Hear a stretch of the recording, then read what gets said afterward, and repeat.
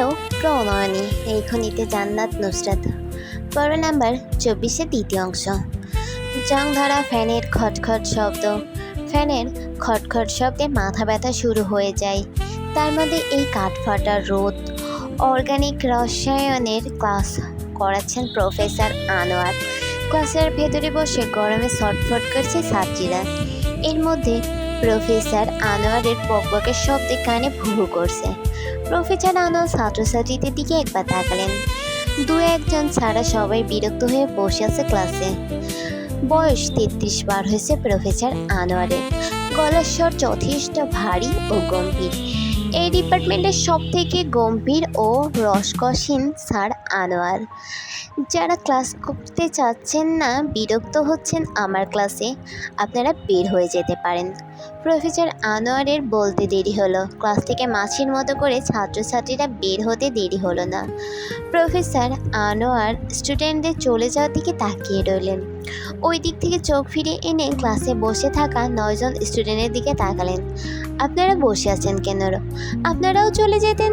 এত কষ্ট করে আমার ক্লাস করার আপনাদের প্রয়োজন নেই। যখন বড় বড় ডিম নিয়ে বাসায় যাবেন, তখন আপনাদের বাসা থেকে অভিযোগ নিয়ে আসবে কি ক্লাস করিয়েছি। আপনারা কেন বড় বড় ডিম পেয়েছেন? সৌরভী চিরবির করে উঠল। নুসরাতকে কিছু ভয়ঙ্কর গালি দিল সৌরভী। নুসরাতের বাচ্চা, বলছিলাম না চল চলে যাই।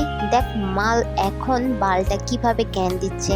শালা পাত্তা লুলু করে চিৎকার করছে। ও বাবা গো, ও মা গো, শালারে কি করতে ইচ্ছে করতেছে। বালটা মুখ বন্ধ কর। শালা দেখ কিভাবে আমাদের দিকে তাকিয়েছে, মনে হচ্ছে ওখান থেকে কাঁচা চিবিয়ে খেয়ে ফেলবে। তোমাদের মতো খারাপ ব্যাচ আমি আর একটাও দেখিনি।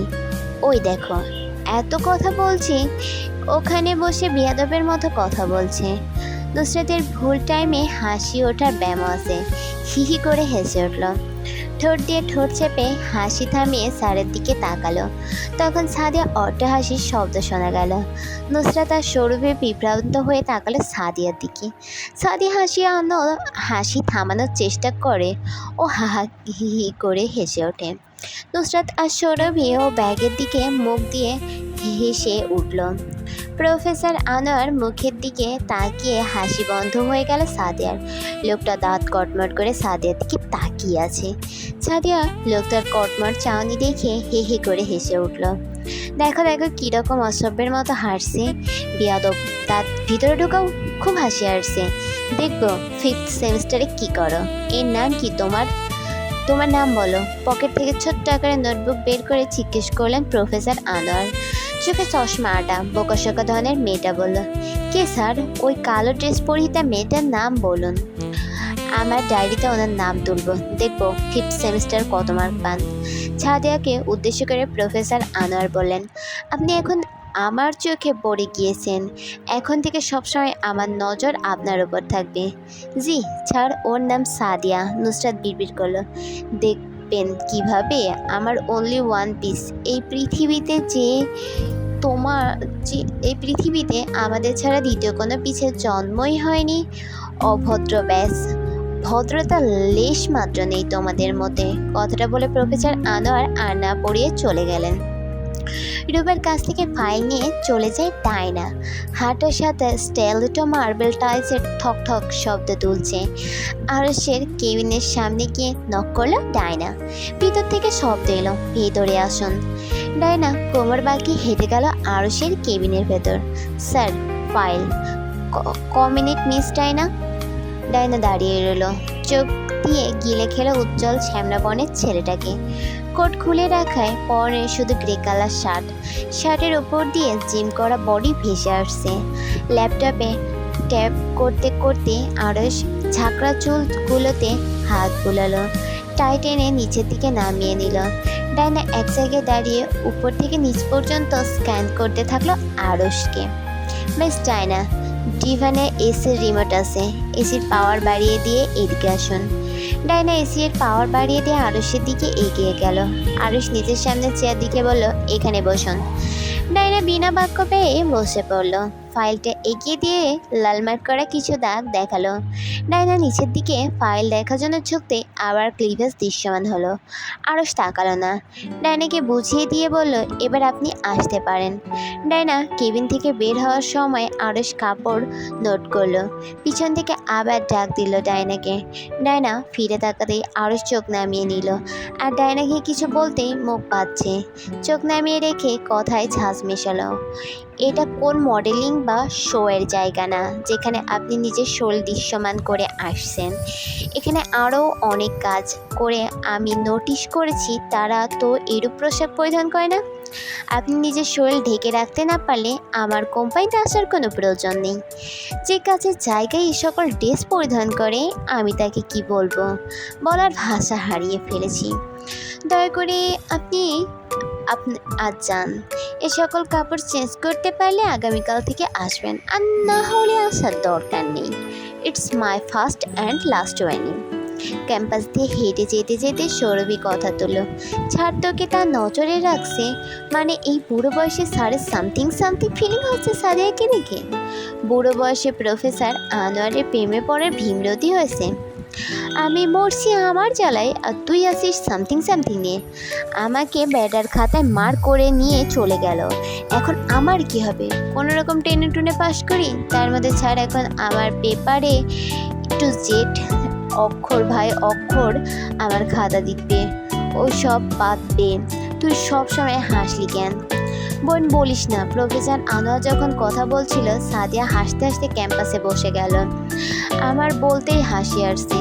ছাড়ের ওপর পাটির সামনের দাঁত খুলে ঝুলে পড়েছিল। তুই আর সৌরভী কথা বলা ছিলে, আর আমি স্যারের দাঁত খুলে ঝুলে পড়া দেখে প্রথমবার হেসেছিলাম, পরের বার আবার সেটা মনে করে হেসেছিলাম। আমার স্যারের ওই সময়ের কথা মনে হলে হা হা হি করে হাসতে ইচ্ছে করছে। এই দেখ বোন, হাসতে হাসতে আমার পেট ব্যথা হয়ে গেছে। সৌরভী আর নুসরাত দুজনের দিকে তাকিয়ে অট্টহাসিতে ফেটে পড়ল। মেঘনাচ্ছন্ন আকাশ। মেহেরুন্নেছা পায়চারি করছিলেন বাগানে, কিভাবে জাইনকে রাজি করানো যায়। মনে মনে ফোন দিয়ে আটলেন কিভাবে বিয়ে দিবেন, কি করলে খচ্চর ছেলেটা রাজি হবে। পায়চারি করতে করতে হঠাৎ দেখলেন জাইন এদিকে আসছে। মেহেরুন্নেছা হাঁটাহাঁটি বাদ দিয়ে চুপচাপ দাঁড়িয়ে রইলেন লাঠিতে ভর দিয়ে। দাদি কি করছেন? মেহেরুন্নেছা মাথার কথার উত্তর না দিয়ে চোখ ধীরে ধীরে বুজে নিলেন। হাত থেকে লাঠি ফসকে পড়ে গেল। লাঠিবিহীন মেহেরুন্নেছা পড়ে যেতে গেলেন। জাইন দৌড়ে এসে মেহেরুন্নেছাকে চেপে ধরল নিজের শরীরের সাথে। মুখে হালকা চাপড় দিয়ে ডাকলো জাইন, দাদি শুনতে পাচ্ছেন? হ্যালো দাদি, ও দাদি কি হয়েছে আপনার? মেহেরুন্নেছার সারা শব্দ পাওয়া গেল না। জাইন কোলে তুলে নিল মেহেরুন্নেছাকে, কোলে করে নিয়ে গিয়ে মেহেরুন্নেছার রুমে শোয়ালো। মা, ও মা, দেখো দাদির কি হয়েছে। বাগানে অযথা মাথা ঘুরে পড়ে গিয়েছে। নুসরাত, রুহিনী আর ইরহাম দৌড়ে আসলো। ছোট আম্মু, আম্মু কোথায়? থতমত খেলেন রুহিনী। কিছু বলতে গিয়ে কথা পাল্টে নিলেন। ডাক্তারের কাছে গিয়েছে, এসে যাবে। শরীর খারাপ করেছে? বিশেষ কিছু না। মেহেরুন্নেছাকে শুয়ে থাকতে দেখে আটকে উঠলেন রুহিনী। আমার কি হয়েছে? জানি না, হঠাৎ দেখলাম চোখ বুজে ফেলছেন, তারপর আমার উপর পুরো ভর ফেলে দিলেন। মনে হয় অজ্ঞান হয়ে গিয়েছেন। পানি ছিটালো, জ্ঞান ফিরবে। আপনি একটু দেখুন ছোট আম্মু। বেডসাইড টেবিল থেকে পানি নিয়ে জাইন মেহেরুন্নেছাকে ছিটালো। মেহেরুন্নেছার প্রতিক্রিয়া পাওয়া গেল না। আমি ডাক্তারকে কল করে আসছি, আপনারা ততক্ষণ চেষ্টা করুন জ্ঞান ফেরানোর। জাইন চলে যেতেই নুসরাত এক লাফে বিছানায় উঠে গেল। মেহেরুন্নেছার কানের কাছে গিয়ে বলল, ভালো অভিনয় শিখেছ বুড়ি। জাইনকে জব্দ করতে তুমি একই পথ বেছে নিলে। মেহেরুন্নেছা উঠে বসলেন, আশপাশ তাকে সতর্ক গলায় বলেন, চিন্তা করতেছিস এই রকম কর, নইলে জাইন বিশ্বাস করব না। আর ডাক্তার জাইনের কাছে আসবার আগে সব বুঝাইয়া বইলা দিস। জাইনের বোটের শব্দে মেহেরুন্নেছা আবার আগের মতো চিৎ হয়ে শুয়ে পড়লেন। নুসরাত ফিসফিস করে বলল, এ তো চোখের পাতা নাড়লেই হয় বুড়ি, অভিনয় ঠিক মতো করতে পারস না তুই। এইভাবে তো ফেল করবা। সুন্দর করে অভিনয় করো, চোখের পাতা যেন না নাড়ে, তাহলে তো বুঝে ফেলবে।